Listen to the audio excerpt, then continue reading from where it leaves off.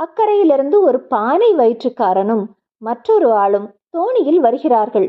அதுதான் குண்டு பெருமாள் முதலாளியா இருக்கணும். சுந்தரி மணிக்கிளியிடம் தாழ்ந்த குரலில் சொன்னாள்.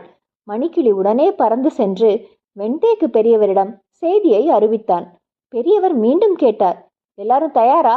எல்லாரும் உற்சாகத்துடன் பதில் கொடுத்தார்கள்.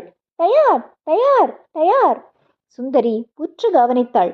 குண்டு பெருமாளும் மரமண்ட பரமுவும் தோணியில வந்தாங்க. அவங்க பாலத்தை நெருங்கிய போது உறங்கியவர்கள் விழித்து ஆயத்தமாக காத்திருந்தாங்க. அவர்கள் கோடாரிகளை கூர்த்தீட்டுகிற ஓசை கேட்டது.